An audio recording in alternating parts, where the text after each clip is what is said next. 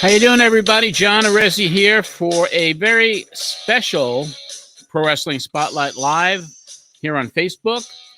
It is Tuesday night, September the 8th, 2020. I hope you had a great Labor Day weekend.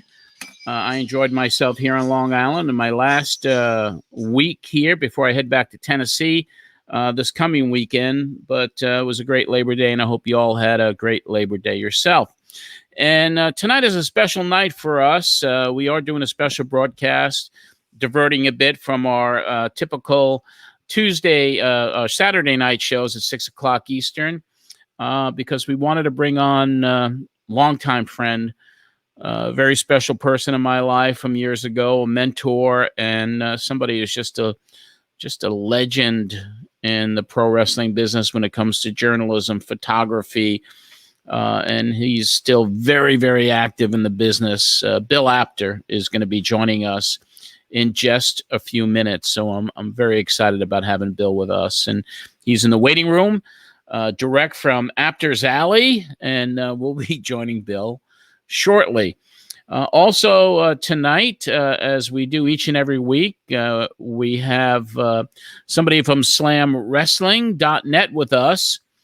Alex Robertson, and I'm going to bring Alex on right now. Alex, are you there? There you are. Hi, John. How you doing? I'm good. How are you? I'm doing very good. How was your, well, you don't have, do you guys have the Labor Day holiday up in Canada? We do, but because I work in the radio industry and radio never takes a holiday, I had to work yesterday. Right. I mean, yeah, radio never takes a holiday. Never. But I wanted to make an announcement here as well. I mean, Greg Oliver and the team at Slam Wrestling are just great working partners with us. And each and every week, he would bring on a different journalist, somebody from his team, to give us the news and talk wrestling with us at the top of each show. But we kind of, Greg and I had a discussion last week, and I recommended to Greg that we have a consistent presence with us. And I asked what your availability would be, and then he spoke to you, and I'm happy to say that you've become the permanent correspondent here at Pro Wrestling Spotlight Live on our Saturday shows, and tonight our special. So welcome. You're a regular person now to cover the news. Yeah, thank you. That's kind of cool. So thank you very much for accepting that. And I think Greg said that we're going to pay you in T-shirts or something. So I mean, that works for me, so that's fine. So we'll send out a link so you can take a look at what T-shirt you'd like, and before you know it, maybe you'll have your own T-shirt. Who knows? Who knows? But we had a busy weekend in wrestling. There was a big pay-per-view that took place, and there was a lot of controversy involved with Matt Hardy. Mm-hmm. So why don't we turn it over to you, and you could let us know what happened in wrestling this past week. Yeah, so AEW had their all-out pay-per-view, which I know for any wrestling fan, including myself, I was really excited for this one. Mm-hmm. I mean, very beginning when they started this company, they said, we're only going to do 4 pay-per-views a year, 1 per quarter. And this is one of their big ones, I would say, because last year at this time, it was the big one. So, of course, there was so much anticipation around it. It was a great card. But yeah, like you said, there was a lot of controversy surrounding it, especially with Matt Hardy. I mean, if anybody watched it, you saw how high up they were. They had to have been at least 15 feet off of the ground. And they were going to land. Sorry, it would be Sammy Guevara and Matt Hardy were going to land on 2 tables. And it's like they kind of missed the tables. And it looked like Matt Hardy had smashed his head right on the cement. Yeah. And I mean, you could see looking at him that he wasn't, he didn't really know where he was. No. And even Aubrey, the ref, was trying to talk to him, and he didn't seem like he was there. And she tried to end the match. And then as they were walking back towards the arena, I guess backstage, Sammy came out of nowhere and they started continuing the match. And to me, like I was with my boyfriend and his cousin, and we were watching it in disbelief. Like I couldn't believe this match was still going on. And I don't know how Aubrey felt in that moment, but if that were me, I would have felt like I had no control, because how do you control a situation like No, that? isn't there a signal too that you do an X sign that means stop the match? Somebody seriously hurt, and Yeah. she did that not once but twice, but the Yeah. match continued. Exactly. And even when they had a close up on him when he was up on this thing, and he just, the match was ended and both of them were out, but you could just see the look in his eyes that it probably, he probably should go get checked out, which they said he did. AEW did confirm that he went to the hospital to go get concussion tests, and he surprisingly passed them. Which, again, like, I was a sports person. I used to play sports when I was younger. I know what a concussion looks like, and that for sure looked like it was one of them. Yeah. So it remains to see whether or not we're going to see him on Wednesday night, but it was very scary, to say the least. Yeah, it was. I saw it, and I was horrified by it, and of course, a few weeks ago when they had the television match where I guess Guevara threw the chair and it hit Matt in the head and busted him open pretty badly, and that was it was bad enough, but I mean, that was really scary to see. It really was, especially for somebody who's he's been in this industry for a long time. Yeah, one of the best performers of the last several decades, really, and he's still going at it strong. But man, that was a scary moment. Yeah, I mean, that was probably the biggest thing that came out of that night. I mean, the matches themselves and the whole event in general wasn't bad. It was decent, but it definitely wasn't what I was expecting. I mean, after that happened, we had Chris Jericho and Freshly Squeezed Orange Cassidy in their Mimosa Mayhem match, which was a good idea in thought. And I remember listening to Chris Jericho's podcast, and he was explaining, and I think he did on his Instagram too, he was explaining how he told Tony Khan how he wanted to do this. And I thought it was really inventive. I thought it was a great idea, and I'm happy Orange Cassidy got the win there. I'm sure the front row got decently splashed on that side of the ring. Yeah. But yeah, it was a cute, fun match. Definitely perked up the mood a little bit after that. Still strange to see these shows go on without the audience. I mean, it really is, Yeah. WWE has certainly put the, I guess, Thunderdome in all their shows now, which is different, but it's so futuristic, but it's so like 2020, it's crazy.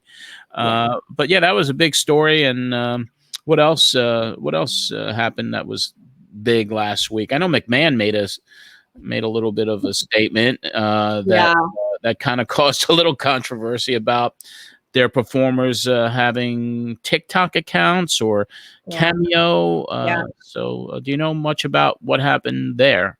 Yeah, he basically made the announcement that any third-party agency that their talent was using, they were no longer allowed to use. So that included Cameo, TikTok, I believe YouTube was on there as well, which is very unfortunate for some of the talent, because if we take, Mandy and Sonia with their Demandy's Donuts, which is exploded on YouTube, and the New Day and Xavier Woods, they also have their own YouTube channel. They all have Cameo accounts. So, I mean, I don't really see the point in making the talent do that. I don't really understand the decision, but I have a feeling that it's going to get reversed, because there's just no reason for it. Like, let people have fun. Let them, reach out to their fans. It's one other way for them to get closer to their fans. I don't know why he would not want them to have that. And Stephanie, his daughter, I mean, is on the opposite side, because she thinks that social media engagement and these platforms enhance the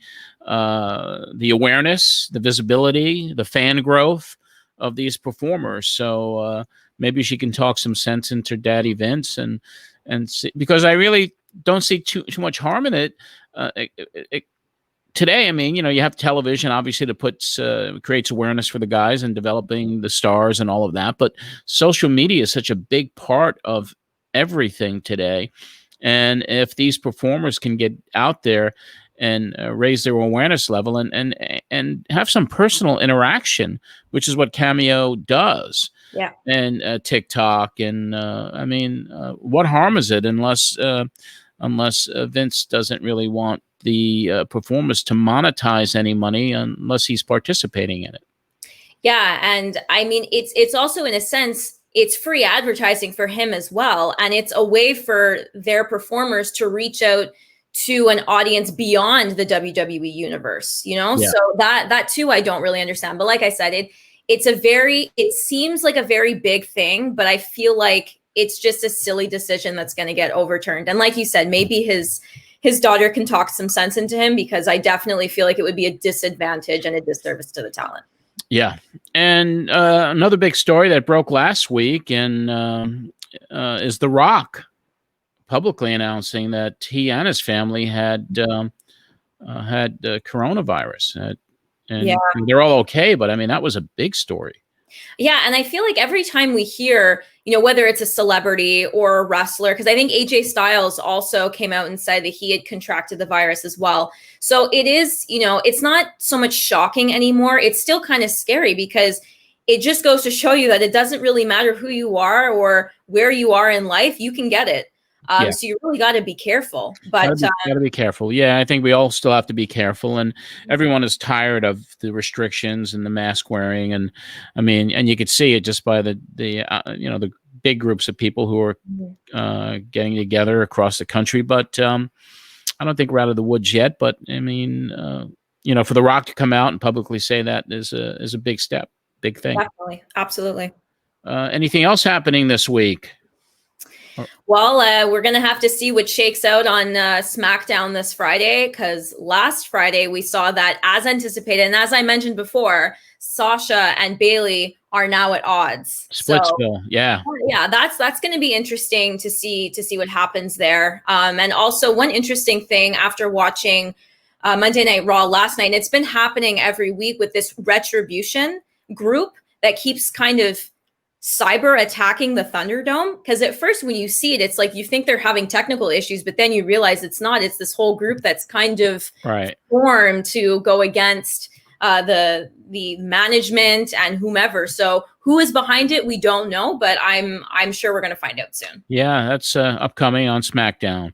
But once again, just wanted to thank you and congratulate you on being the regular correspondent here. We're going to talk to you again Saturday night. Yes. Well, thank you so much for the opportunity, John. I really appreciate it. Our pleasure. Thank you, Alex. Thank you. Okay. Alex Robertson from Montreal, Canada, doing our weekly, and this week it'll be twice a week, news reports. But without any further ado, direct from Apter's Alley, a guy that I know for many, many decades, Mr. Bill Apter has joined us. Wow. There you are. My goodness gracious. I am so glad to finally make it to Matt Memories. All my after chatters, all 30,000 of my Twitter followers are probably watching. As you notice, because of today, this Bruno statue made by Bud Carson given to me, you notice he is socially correct. He has his WWE. It's got the mask over there. But wow, it's such a great thrill to see you, John, because we go back over our first meeting in the early 70s. Yes, and I have a little surprise clip we're going to play in a little bit. But yeah, I mean, I was a young teenager, young guy, and when I finally got my first photographer's pass for the Garden, you graciously welcomed me into the fold. Thank you. And I mean, you were a legend even back then to me. I mean, you and George Napolitano, and you were the guys, and you were you've had such an amazing career, which is still continuing, still going on. I'm not going to let it go. Still going on, and and I'm just happy to see you. And I ran into you, I think it was at WrestleCon. Yes. In 2019, when I was just going to my first WrestleCon, and seeing how enormous these things have gotten since my Weekend of Champions back in the 90s. I was there. I covered. I know you were. Yes. Yeah, you were there. First time I ever met Vince Russo, who looked like your bodyguard. Yeah, right. Black suit, black tie. Yeah, good old Vince. We we have a detente with each other, which is good. I don't like to have heat with anybody, you know. Me either. So, you got started, back in the early 70s, late 60s, early 70s, with Early Stanley 70s, Weston. yeah. So tell us, I mean, for those out there who may not know, how did you get started in this Wait a crazy minute. wrestling business? Didn't you people read my book? Where's that book, Bill? Hold it up. Is wrestling fixed? What's the answer, John? Is wrestling fixed? I I don't think didn't know. I don't think it's ever been broken, Bill. Thank you. Yes, but it's in my book. But no, it's funny because I just rocked. There was no earthquake here. Rocked our world. I was a fan. My brother Paul used to tell me to get up on the bed, and he'd say, "Move a little to the left. No, move a little to the right." And then he drop kick, and he drop kicked me off the bed. So you were a fan. You were watching on TV. Well, I didn't know what it was at that point. Oh, okay. He was showing you. So then one night I'm going to bed, and I saw him watching wrestling, and there was a guy named Antonino Rocca on, and I was like, wow, look at this guy. He does what my brother does. It's amazing. Thank you, Andy. He does what my brother does. And then I started watching a little bit, but the first real show that I saw on my own on TV, I was channel turning, and on WOR Channel 9 in New York was a show called Bedlam from Boston. And there was this announcer called Lord Athol Leighton, very properly dressed, and he was the broadcaster. And this guy, Dick the Bruiser, came out and beat the hell out of him. And I was like, this is great. And yeah, I don't even know if I mentioned that incident in my book. But then I started watching, and then I picked up on Buddy Rogers, he used to stand there on the interviews and say, these guys, pal, they might have the bodies, but they don't have it up here. And I became Nature Boy Buddy Rogers in my neighborhood. The guy, I lived in Maspeth, Queens. And Maspeth, great. Good imitation of Buddy, by the way. Well, thank you, Pally. That's right. I do hundreds of them. But anyway, so there was a gang on the corner that used to hang out at the candy store called the Hilltop Stompers. And every night I would come out strutting like Buddy Rogers, and they'd go, hey, it's the frickin' Nature Boy. And they'd kill me every night. And I'd go back over and over and over again. So in high school, in junior high school, and then in, I've got a tickly nose, I don't know why. And then in high school, at Grover Cleveland High School, I put out a little fan bulletin, and every one of them looked a little bit different. There was a machine where you could get near Sunnyside Garden in Queens, where you could get little postcard pictures of the wrestlers, and every one of my issues was typed differently, and they all had that picture on it. And that was the first taste of me writing wrestling. And live shows, you had to be, and I think you remember this, you had to be 13 or over to go to a live show in New York back then. And not saying that you're that old, but my dad knew a state athletic commissioner, a boxer named Pete Scalzo, and he used to sneak me in all the time. And I used to go to Sunnyside Garden at the TVs every Tuesday night. And I'd run up to the ring and take a picture with my little Instamatic camera. And that was the start of it. That was the start. Wow. I mean, because I remember that law, because I had been turned away when I tried to get. Yeah, you couldn't do it. And also, I just want to let everybody know out there that there's a lot of questions coming in for Bill. And we will, once we have our conversation, we're going to go back and we're going to start answering the questions. There's some really good questions coming in for you, Bill. Well, back at Sunnyside Garden, yes, there was a guy in the lobby with a box of magazines, and I picked one up, and it was called Wrestling Review, REVUE, and it was the first issue, and I begged my father for 50 cents to buy it. The first issue with the Grahams on the cover. Yes, the Graham brothers, Jerry and Eddie Graham. And my dad bought it for me. And on the way out of the arena, I promised him that I would, my allergies, by the way, are driving me crazy. It's not COVID, kids. It's allergies. I begged him for another 50 cents to get a second issue so I could put all the posters up in my room. And my friends would come into the room and they'd go like, shouldn't you have naked lady pictures here. You have these guys in trunks. No, really, these are wrestlers. So fast forward, years later, I was doing a radio show in New York, the very first wrestling radio show in New York. I bought my own time on WHBI 105.5 FM, and I started interviewing wrestlers.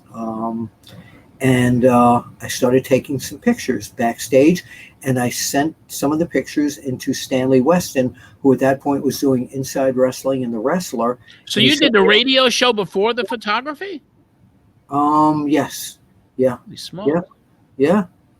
I wanted to be a radio guy, a TV guy. Wanted to be a celebrity.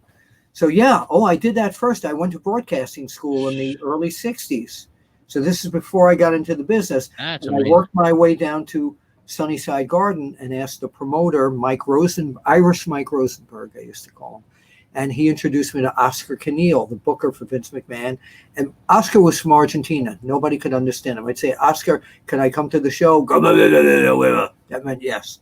So I'd go down there, interview the wrestlers, and I still have audio tapes of that. And then I'd play them on my radio show.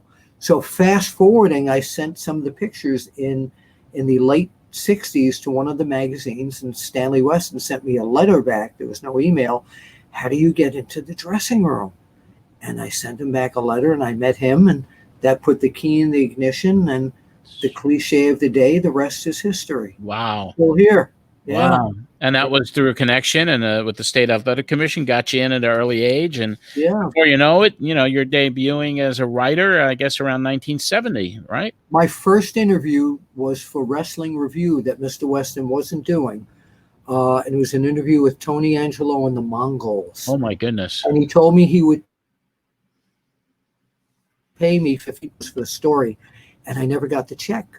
So I decided to try Mr. Weston. Money wasn't the object. I just felt like I wanted to be treated like a professional. Yeah. And Mr. Weston hired me. And the one thing that I found out that got me in when I was of age and that nobody else did was I always went to the matches in a sport jacket, shirt, button-down shirt, and a tie. And everybody thought I owned a radio station or something because he was a nice young man with dark black hair, looking good, and dressed up really nicely. So he must be able to help us. Yeah. So you were one of the first, maybe the first, regular wrestling photographers who had a presence at Madison Square Garden. Yeah. George Napolitano, we became contemporaries. The way I met him, I was shooting pictures at Sunnyside Garden, and what a photographer never did was run out of film, and I ran out of film, and he was sitting with his, at that time, girlfriend Jackie, who became his wife, and he was shooting pictures from the second row, and I said, can I borrow some film from you? And he told me he was doing some match photography for Ring Magazine. Okay. And from the second row, and that's how we got talking, and we became pals, and he went up at the Garden too, along with Frank Amato. Frankie Amato was the mainstay. There was the three of you. I know it was and you, there was George, and Frankie, Paul Heyman, and then Paul. Yeah. And when I broke in, that was before Paul E. It was in between. Yeah. Because I was at ringside 75, 76, 77, and then 78. Well, you were royalty because everybody knew you were the president of Fred Blassie's fan club. Yes. So you were royalty. Yeah, and you guys in Inside Wrestling gave us the Fan Club of the Year award. We did. That's right. 74. WFIA. Yeah, WFIA and the Inside Wrestling Award. I forgot about that. Yes. Yeah. That was very, very cool. But I want to play a clip because this was a historic moment, not just in wrestling history, but also in my history. It was the very first day I met you, Bill, and I'd run the Freddie Blassie fan club, as you know. Yeah. And I'd gotten a letter from Freddie in 1973. It was in February, I believe, and he was booked to wrestle the main event at Madison Square Garden, I believe, on March 23rd of 1971. So I brought the letter that Fred wrote me to the dressing room entrance, and a security guard took it in the back. And before you know it, I got That was always remember that one security guard. His name was Sal. Oh, that was his name? He brought people up the elevator. Okay. Yes. But he brought me in, and you know, and there you go. I mean, there's Blassie sitting, waved to me, and but you were in the middle of interviewing Lou Albano. Yeah. And Freddie's in, and he comes in because he was wrestling Morales that night. Right. And I found this wonderful clip of that day on YouTube, and I'm going to play it for everybody because this was the first day I met you, and this was the first. And I'm going to put a picture up real fast of this was me on that day with Fred. Well, which one are you? I'm the guy with the jacket. But that was amazing. But if you could bear with me a second, I'm gonna pull this up, and we're gonna hear. By the way, history. before you play it, I have all those cassettes, but I want to reveal to people that I never interviewed those wrestlers. I was doing all the voices. Oh, you did it all. Oh, you know something, brother? The captain's got it all. Well, shut up. Why don't you keep quiet after? Yeah, no. And the Wiz, of course. Right. I'm sure. Let me get this. Let me get this clip. And we're going to put it up here. I think the fans are going to love this. It was actually on March 26, 1973. Wow. Yep. So let's pull this bad boy up. Yeah, I remember that photo. Hey, this is Bill Apter. Once again, we're at Madison Square Garden. We're speaking here with a man who's got a big grin on his face, manager of champions, Louis Albano. Well, as you know, after we Pedro Morales, we had him up there on TV. Now, wait a minute. Just a minute, keep quiet while I'm talking. We're not interested in your opinions. We humiliated the man before some 27,319,000 people. Wait a minute. I've got a report. Pedro Morales was humiliated. Imagine Freddie Blassie walking in the ring with his arm in a sling and the dummy Pedro Morales falling for it. We turned around, snapped it over his neck. You know what I'm talking about? The tourniquet, the arm sling, and we choked him like a pretzel. What? And that little fat, round meatball face came to a blood-rushing gusher, and there he was, Pedro Morales, the world champion, humiliated, humbled, right in the middle of the ring, nothing before Mr. Blassie, Mr. Freddie Blassie, and the unbelievable Lou Albano. Why did you guys trick him like that? Well, let me tell you, a man that has the brain of an imbecile has to be tricked, because if not, he'll trip over his own feet. He doesn't have the intelligence. He doesn't have the knowledge. He doesn't have the intestinal fortitude to manage it. We had to trick him. This was either do it or don't, and we were proud to say that we tricked Pedro Morales. Isn't it true that you could have gotten your title shot that day on television? We could have gotten our title shot any time, but we didn't want to. We wanted to humiliate Morales. We weren't content in just beating him, as we're going to do in Madison Square Garden, but we wanted to humiliate the man. We wanted to show the man up as a fraud. We wanted to show the man up as a fake. We have no respect for him. We realize that the man has no ability whatsoever. He's called his shots. He's had picked opponents. Now he's up against Mr. Wrestling, the next Worldwide Wrestling Federation champion, the Pacific Coast champion, the world champion, Mr. Freddie Blassie. What made you hook up with Blassie? Well, let me tell you something. When I watched Freddie Blassie wrestle, I witnessed poetry in motion. I watched a man that had class. Classy Freddie Blassie. And I knew, I said, Lou, I said, here you have the finest athlete in the world today, Mr. Freddie Blassie, with some 17, 18 years of experience. The man is unbelievable. He's unbeatable. He has speed. He has agility. He has takedown, go behind. The man cannot be beat. I want to own and be a part of the next world champion, and I know in Freddie Blassie I have that. Okay, Blassie's over in the corner there sharpening his teeth up. Do you believe in his you know, well, fighting let me and tell you everything? this. I believe in anything it takes to win a match, and Freddie Blassie has beaten more opponents than I can shake a stick at, and whatever he needs to beat an opponent, that's okay with Lou Albano. Would Blassie care to add anything to this? Well, that's up to Mr. Mr. Blassie, would you care to add anything before about 2 hours before the match with Morales? Well, all I can say is, Morales, I hope he's got his belt shined up very nice and clean for me, because after tonight's match, the belt will be around my waist where it rightfully belongs. You know, they call me Mr. Wrestling for one reason, because I'm the roughest, toughest fella to ever set in that squared circle. They also call me Mr. Box Office, as you well know, due to the fact that I've broken every record. I've set every record existence in wrestling today. Regardless of where I've wrestled, Freddie Blassie holds the record. And as you well know, just a minute, you pencil neck geek, don't interrupt me. Stop interrupting, Mr. Blassie. Sorry about Have that. a little respect. You better be sorry, you pencil neck, you. Otherwise, you'll be crawling out here on all fours. You won't be walking out. As I said before, tonight, this is the first time in red history that a wrestler has broken his own record here at Madison Square Garden. Excuse me, Mr. Blassie, let me interrupt. Do you know that they made a statement this morning? The press was here in New York City claiming that Madison Square Garden was sold out at 10:27 this morning. Well, that is a lie. I have it from a reliable source that Mr. Blassie sold Madison Square Garden out on the 23rd of this month. Now, March 23rd. Lou, let me say something. Now, a lot of the fans outside, and I'm giving you first word, say that they're not coming to see Blassie defeat Morales, but to see Morales do a job on Freddie Blassie. Well, we have a lot of sick people out there, and we're not interested in what they have to say. We're only interested in what Mr. Blassie and Lou Albano have to say, and our proof is right out there. You have 22,227 people for a new indoor record in the United States and throughout the world. And who set the record? Mr. Wrestling, Freddie Blassie, and Lou Albano.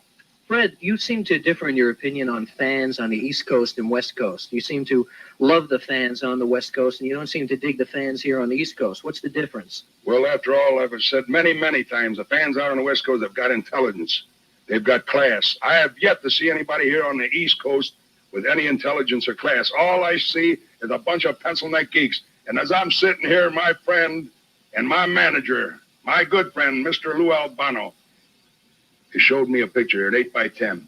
And as I look here, all I can see is 5 rinky-dinks.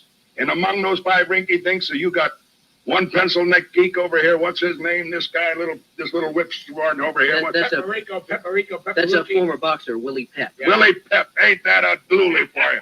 What a face. My God, I seen better heads on cabbages. And who's this pencil neck next to him? They don't even That's count also, him. no, you don't even Oh, have to. and this guy on That's the Rocky end there. Graziano.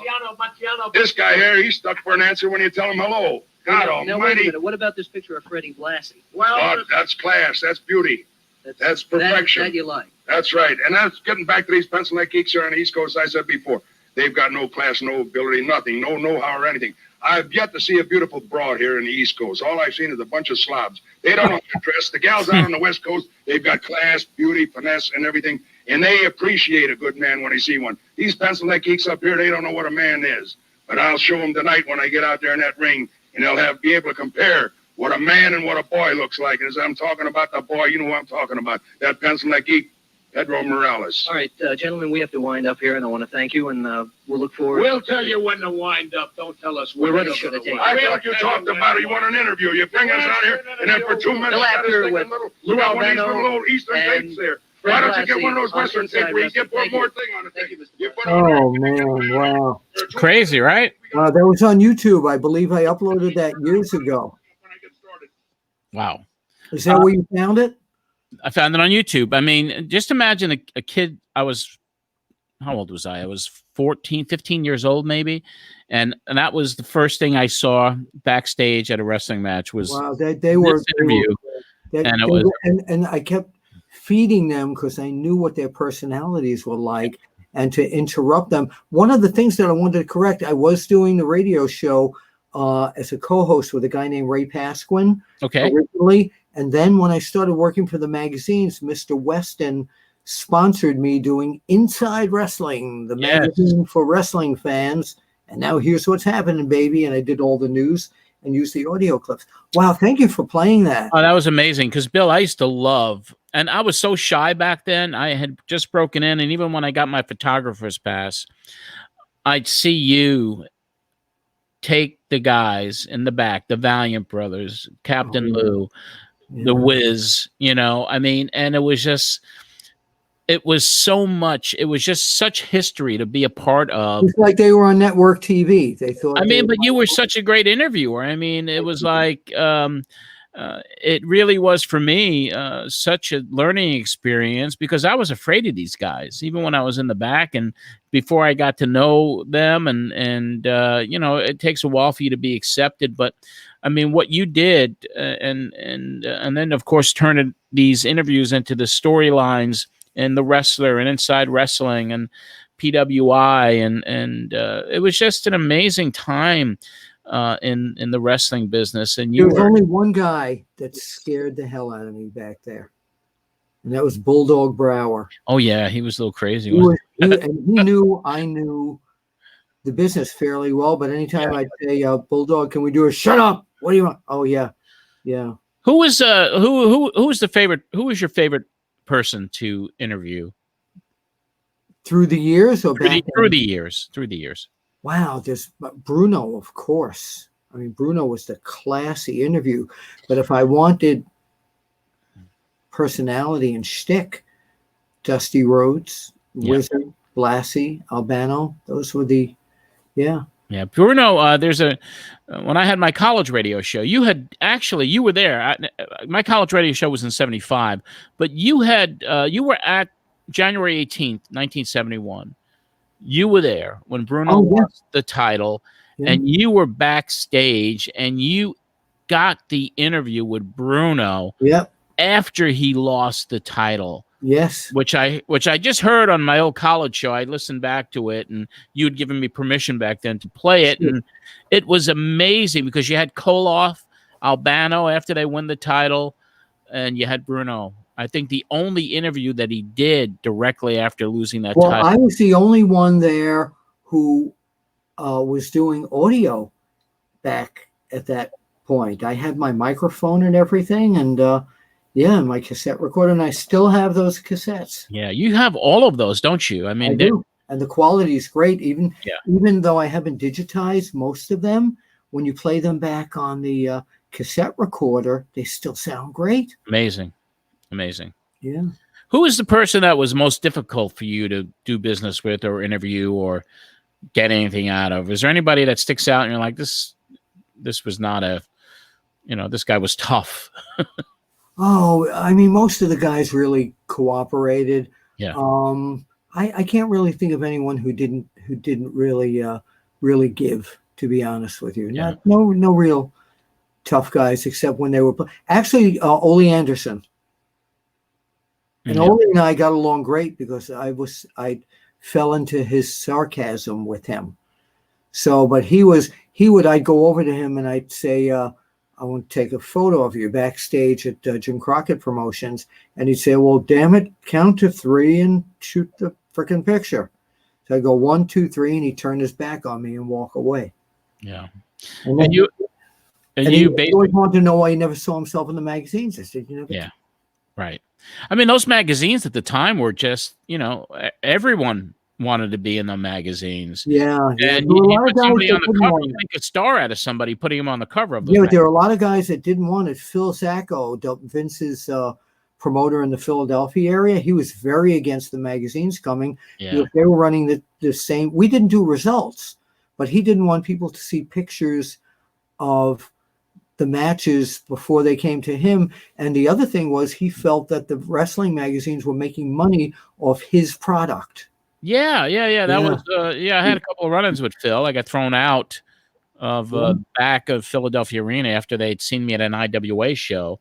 So I got barred. Yeah. Oh, yeah. Yeah. You couldn't cover anybody else, You just brought that up. So I never told anybody this, but once IWA was running and Mil Mascaris was the champion, he looked great on the cover of the magazine. Yes, he was on a lot of covers of your magazines. Yeah, and I have a lot of I have the original mask he wore at Madison Square Garden back there when they first started letting masked wrestlers in. So I'll never forget Vince McMahon Sr. came over to me one night, totally out of character, and I've never told this story. And he pulled out the cover of Inside Wrestling with a full face shot of Mil Mascaras, and he says, "Who's the son of a bitch that had you put this on the cover?"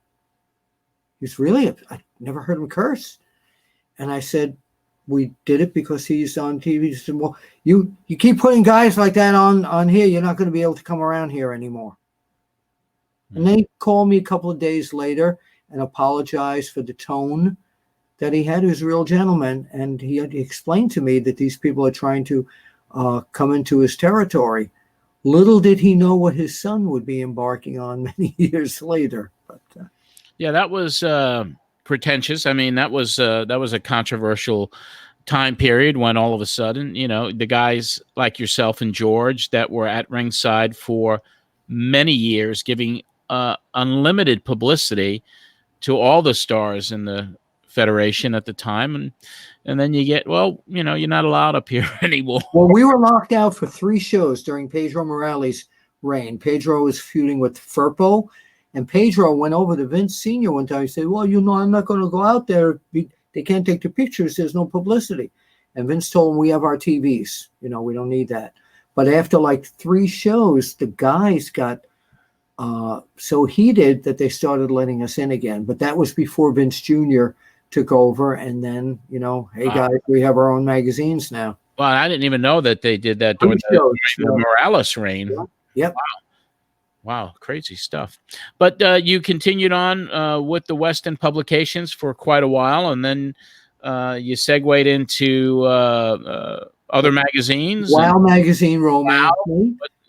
I have the premiere issue still, and wow, what a magazine that was. Yeah, I wasn't with them till the 3rd magazine, and once that ended, a company in England bought the rights to it, and they published 2 British magazines that I worked for, and then a magazine in Italy, Tutto Wrestling. And now, when I thought that all the wrestling magazine business, other than PWI, which is still around, and maybe one Japanese magazine, you remember they had 100 photographers at the the Japanese guys. A new magazine, Inside the Ropes, which is a international brand name with Kenny McIntosh and James Dixon. They do a great podcast, and they run great conventions in the United Kingdom and all over the world. And they approached me to write a column for a new magazine called Inside the Ropes, which is InsideTheRopesMagazine.com. And yeah, it's the first column I've written for print in ages, and it'll be out on September 17th. So coming out soon. Is it going to be available online and in print in the States? And well, in print, from what I understand, not in print immediately in the States. Online, definitely. Online, definitely. I hear nothing official, but they're looking at going on newsstands in the United States as well. Yeah, I used to go to the local candy store, drugstore up the block from where I lived every week, and I used to just load up with magazines. And when I'd go to the Garden each and every week, I'd go to the newsstand, which was in Penn Station, and I just like scoop them up. Wait a minute, do you remember the newsstand on 42nd Street? Oh yeah, that was the one. Yeah, that was the one. Lenny had everything, all of it. Yeah, I'm going to tell you a secret that you don't know about. He got the magazines before the distributor sent them around to everywhere. Mr. Weston used to drive to New York, or Lenny used to come out to his house in Rockville Center and pick up 2 boxes of all the magazines a week before they came out in the stores. Wow. The display was amazing. Everybody rushed to. And of course, you got so much going on. The Apter Chat. You have a tremendous, wonderful YouTube channel, which I'm spending a lot of time on lately. Yeah, thank you. OneWrestlingVideo.com.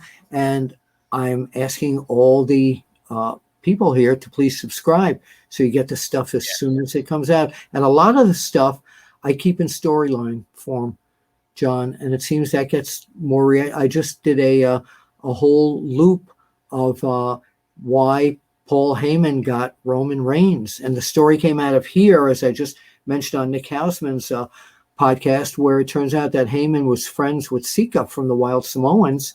Sika's son is Roman Reigns, and this is how it happened.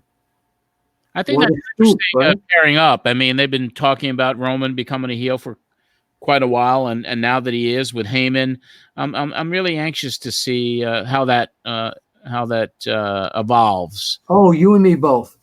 But Yeah. my scoop was back for the magazine days is that it was his father that made him go with Paul Heyman. That would have been a great magazine headline. It would have been. Who Yeah. was the man responsible for turning Roman Reigns bad? Did you come up with all those headlines and the cover stories of We had meetings every Friday around the editor's desk, Peter King or Stu Sachs.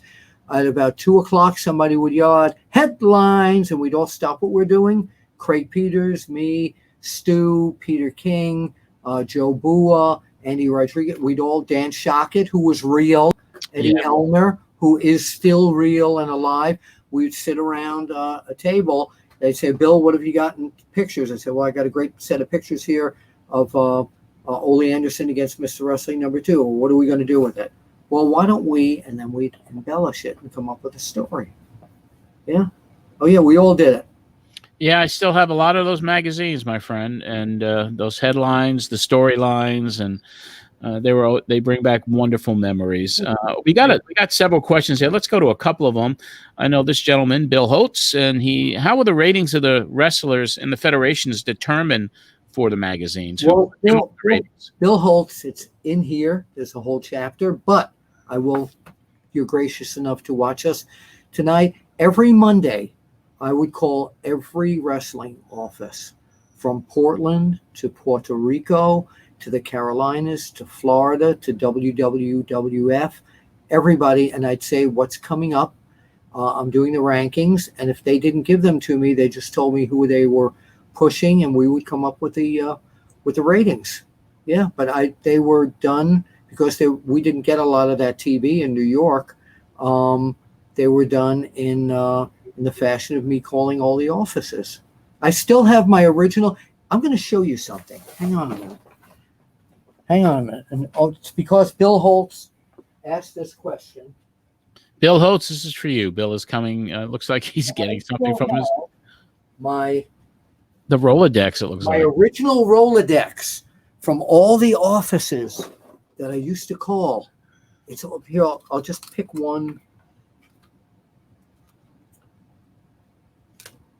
No emails back in the day, folks. No. So here's there wasn't even faxes back then. Who's that? Here's what I used to call Michael Hayes. Michael Hayes. There you go. Yeah, but you see, I used to call him for information in Texas. Look at this. Here's an original.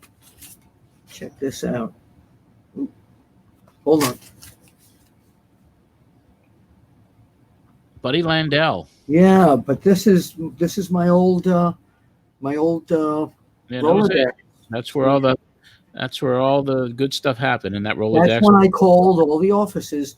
I went to my Rolodex every week. Awesome. So thank you, Bill, for an excellent question. Here's somebody I think we both know, Dave Drayson, who's a manager of Brzezinski back in the my day. God, he was choked out by so many wrestlers when he was. Pictures, yes. Dave's question is, who has or where are all the photos and negative archives from the Wrestler Inside Wrestling? Apter mags. Yeah, but they're owned by the people that own the London Publishing, and they're in Fort Washington, Pennsylvania, owned by a gentleman by the name of Nick Karabatz, and all the original files, all the pictures that I shot are owned by them. Wow. And they still have them, yeah. Wow. Yeah. Thanks, Dave. Good to hear from you. Here's an old friend. Oh, I know who they're not. Bob Smith? They're non-Perones. What Bob used to. Yes, of course. Actually, before we came on the air, I couldn't find my non-Perones, so I was Hershey dark chocolating. Yeah. So, Bob Smith was, and a lot of people don't know this, he was one of the originators of the PWI 500. Bob is the nicest guy in the world. He is. Excellent entertainer, too. He sings and has his own jazz band and everything. But what people didn't know, as nice as Bob was, when he was doing the 500, you'd say, hey, good morning, Bob. Leave me alone. What do you want? Other than that, you couldn't talk to him during the 500. We would all go into a room, go on, and we'd rate the top 100 guys, and then Bob would do the rest of them, and he would be responsible for writing all the bios on the guys too. It was something I'm glad I never did. Yeah, that was a big undertaking. What a popular annual that was to this day, the PWI 500. Brian Last, the great Brian Last, parking in Rockville Center sucks. Brian is from that part of Long Island. Did Bill get any parking tickets working? No, there's two reasons why. I first worked for Mr. Weston at his house, which was at 117 Intervale in Rockville Center. I didn't drive back then. I used to take the Long Island Railroad from the Woodside station, and he would pick me up at the train station, and we would go to the post office together. And then I worked in his basement until he bought a building. He had a building erected in Rockville Center at 55 Maple Avenue, and there was a whole parking lot, so I could walk from the train station to 55 Maple Avenue. Yeah. Yeah, it was right there, the train station. Richard Newsham from the UK. Any memories of coming to the UK? You met Bill at Fan Fest in 2002 in Preston. I remember that very, very well.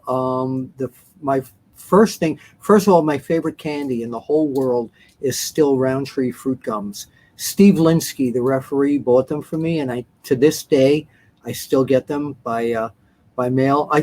You can email me at beafter1wrestling.com. I'll give you my address. You can send them. But yeah, I remember the first time I went in there, a lot of the wrestlers knew who I was, and I remember throwing a punch at Johnny Storm, and he fell down, and I put him in the figure 4 leg lock.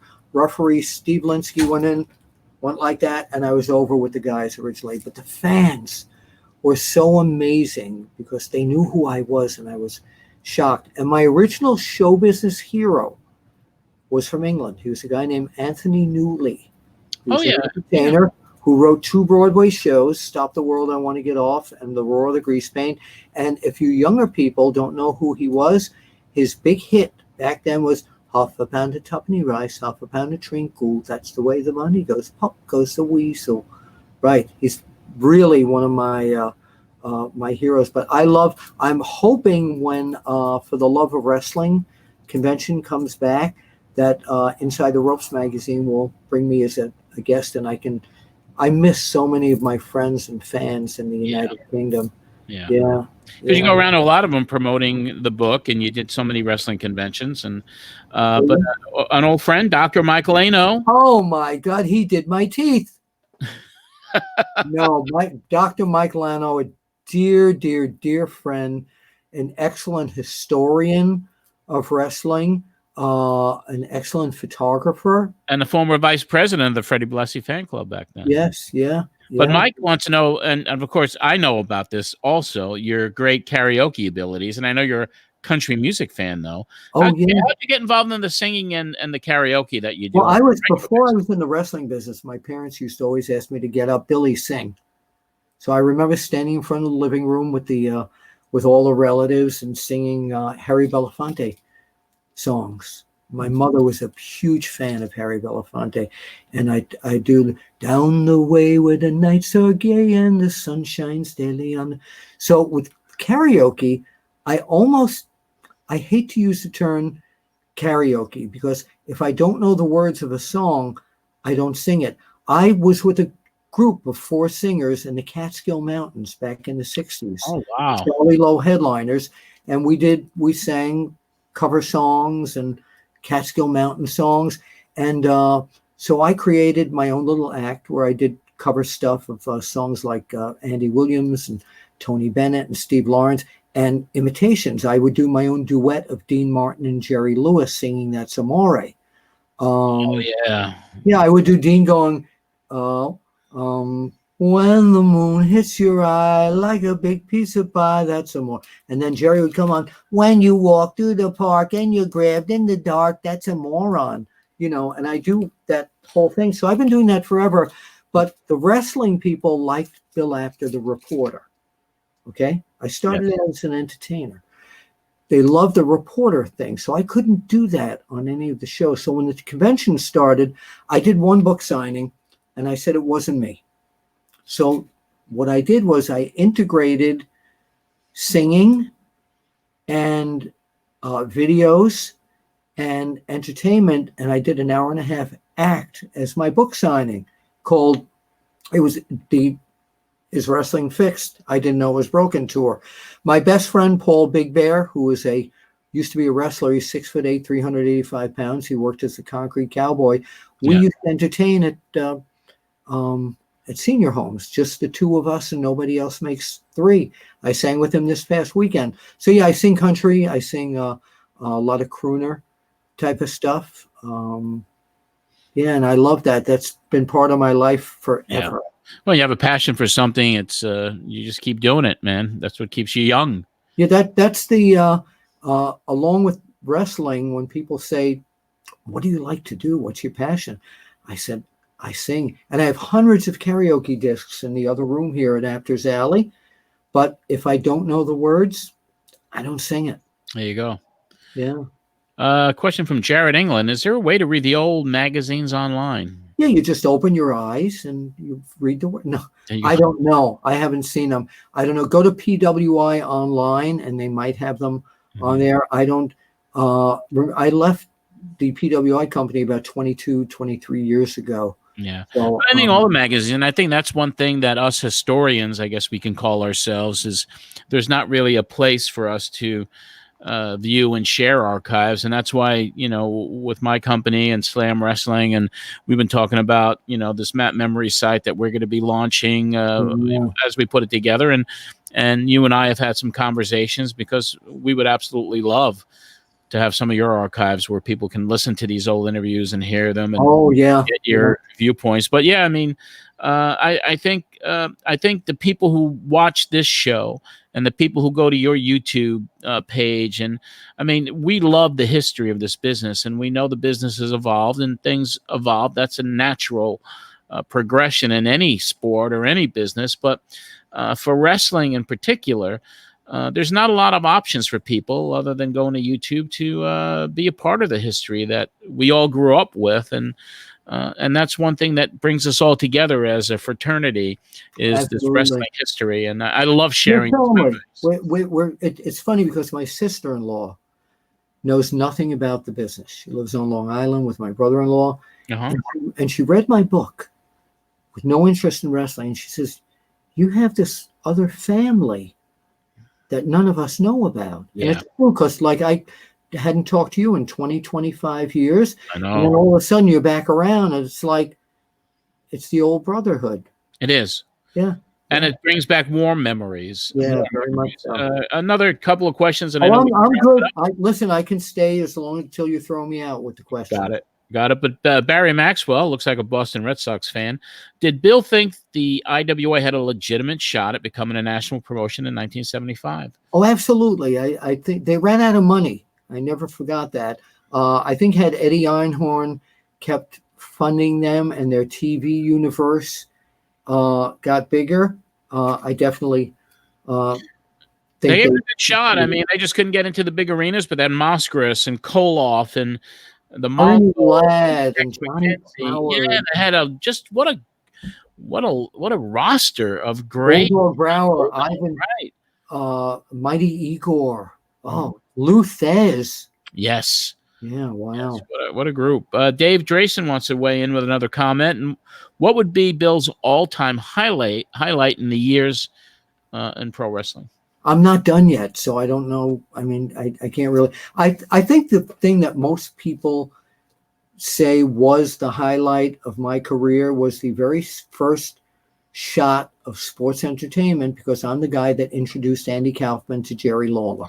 That is correct. Yes, you did. Andy Kaufman. You were Kaufman. We're New Yorkers. Kaufman. He went to the college I went to. He went to Graham Junior College in Boston. There it is. There he is. What a great guy. What a legend himself. Tell us that story real fast. How did you make this introduction? How did you know Kaufman? How did you put that together? He was at the Garden one night, and he came over to me, starting to talk. And, that he talked to Vince Sr. and he didn't want any part of wrestling, although Vince Jr. had him at ringside one time. This was after Saturday Night Live and when he started to...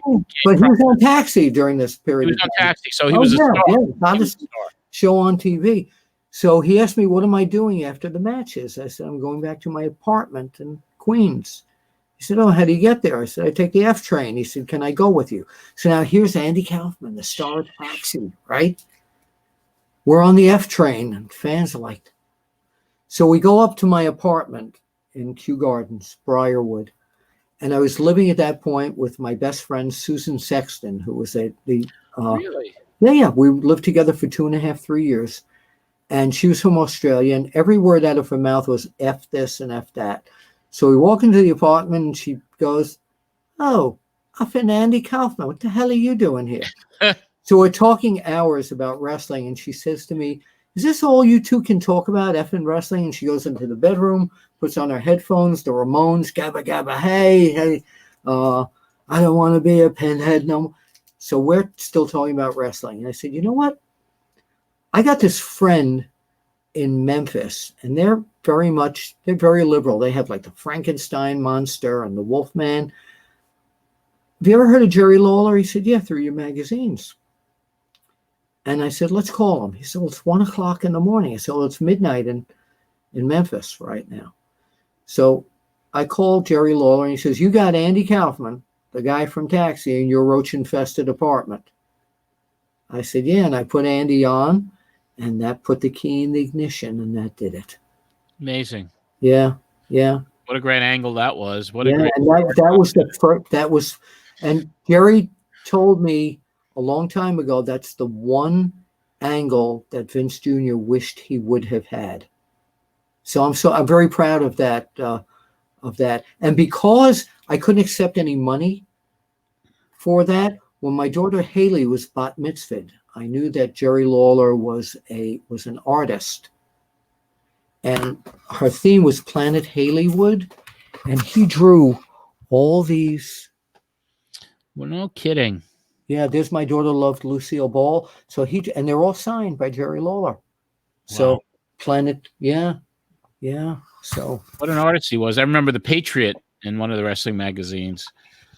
yeah, but Jerry Lawler drew Superman covers and yeah. So Greg Oliver from up in Canada, the editor of my book. yes, and He's he's the guy. I wouldn't have done the book had it not been for him nagging me. When Wow Magazine crashed, I got a call from Michael Holmes from ECW Press, and I said, I don't want to write a book. And 10 years later or so, Greg Oliver called me and says, you have stories to tell. You can't ignore this. Hey, Greg. Wow. Yeah, and he's the person I told my story to for the upcoming memoir that comes out. Where is his question? Where did he go? There he is. He's still here. Keeping history alive, Greg Oliver. Yeah, Greg is just somebody that I revere now. I mean, getting to know him and You and me both. him just walking me, hand holding me through this whole process with the memoir. And I mean, great book that he did with you. And I hope that that mine can, can entertain as well when it comes out on April the 6th. I'm sure, if people can hear your voice when you're reading a book, and I'm not talking about the audio version, that's another story. But if people can hear your voice can I tell the audio story? Go right ahead. You have time? Yeah. Okay. This will be a 5-parter. So somebody from Audible called me and said, well, we have a guy that's going to do your book, your audio. I said, well, my fans know my voice. Oh, no. You might pop in the mic and all that. So the next day they have this guy call me and he says, hi, I'm going to be reading your book. And in my head, I went, no, you're not. He said, well, maybe you can, use some of the quotes. So I called Michael Holmes and I said, unless I can do I said, people know me. I've been on TV. They know my voice. Right. So I did it in 3 nights at Forge Recording Studios in Orland, Pennsylvania, 4 hours a night, and everything in one take except one chapter where I messed up someone's name. But yeah, I was glad to do that. But they weren't going to use me for the voice on my own book. Yeah, I mean that's a you have to, it's your story, it's your book, it should be in your voice. Right. Thank you, Greg Oliver. By the way, like I said, I never would have done the book without your nagging me. Yeah. Yeah. And there you go. Yeah. I mean, Greg is. I mean, that's what when it's time for me to. I gotta record my memoir. I can't let. I'll do your voice. Don't worry about it. Yeah, you could do it for me. You could imitate my voice. There you go. But we have a lot of things in common, the country music scene, and we were just talking before tonight about how many times you've been to the Grand Ole Opry, and we never saw each other there, but I was amazed, when we started talking a few years ago again, about how much you did love country music. So, but not the old stuff. Yeah, I came into it in the days of Neil McCoy. Yes. Colin Ray, when it was modernizing. Ray, oh my goodness! But that was a golden era too. I mean, I'm not really enamored with a lot of the new stuff, to be honest with you. That's why I'm not in it anymore, to be honest. Listen. You ready for this? Taylor Swift. One day you'll be living in a big old city, and all you're ever going to be is me. I do the whole one day. Unbelievable. But Bill, I mean, this has been a pleasure tonight, and I've enjoyed it so very much. It's a long time coming, and I know that everybody has enjoyed hearing you and seeing you. And you're very busy. You keep yourself active, and there's no reason to retire if you love what you do. I have a full-time day job as well. I work for a company called Ahead, AHEDD, in the Philadelphia area. I'm an employment specialist. I help people with disabilities to find competitive employment and help job coach them. And that feeling of getting someone who wants to make a goal for themselves and reach it is great. And the wrestling business helps me there too, because there are a lot of employers. I walk in, hey, are you the guy from wrestling? So it opens a door. It helps. Yeah, it does. Well, my friend, it's been a pleasure. We want to do this again with you really soon. And thank you for the mentorship over the years. I thank you for accepting me on Photographer's Row back in the day and always being there. And also, I mean, there was a lot of freelance stuff I did for you back in the 70s. And I revere those times in those magazines. I had some pretty cool covers with Koloff and Mascaris at the Roosevelt Stadium. You couldn't be there, I guess, right? Because not for the second match. I was there the first match. Yeah. And then it started raining, and I left. Yes. And I was in the rain. But it was a lot of stuff. I got all those magazines still with all my photos in it, and you gave me the shot, and it was always thrilling for me to see my work in an Apter mag. You were a gentleman, and you treated everyone with respect, and you still do. And I'm glad to have you as part of my extended family. Well, thank you, Bill. We'll talk to you real soon. And I got to do my sign off. Do your sign off. Go ahead. You ready? This is for John and I. We'll see you at the matches eventually. Yes. All righty, Bill. Thank you, sir. Bill Apter. Bill, go ahead. I have to give you the right farewell. Sign off. All right, we got to sign off now. That's right. Are we done?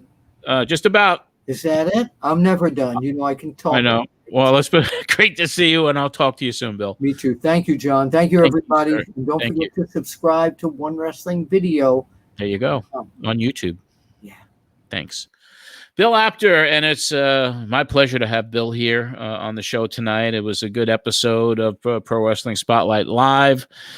We are going to come back to you this Saturday at our regular time at 6 p.m., and we will have with us the writer of this brand new book that came out called Too Sweet Inside the Indie Wrestling Revolution by Keith Elliott Greenberg. He'll be joining us Saturday night. We'll have some other special surprises for you as well. And we've also booked for the 19th, we're going to have a roundtable of some of the wonderful listeners of the original Pro Wrestling Spotlight from back in the day, and we'll reveal their names probably on this Saturday's episode. But I look forward to talking to Keith, and I mean, I'm really familiar with his work because he wrote that wonderful Freddie Blassie autobiography that had come out with the WWF, and Freddie, of course. I mean, I picked that thing up and I read it cover to cover as soon as it came out. So I'm looking forward to speaking to Keith. And other than that, I will be wrapping this up now. It's been a wonderful pleasure, as it is always. And I want to thank everybody for joining us on a Tuesday night. And we're going to see you Saturday night right here at Facebook Live. So until then, this is John Arezzi. Have a pleasant evening, and we'll see you Saturday. Good night, everybody.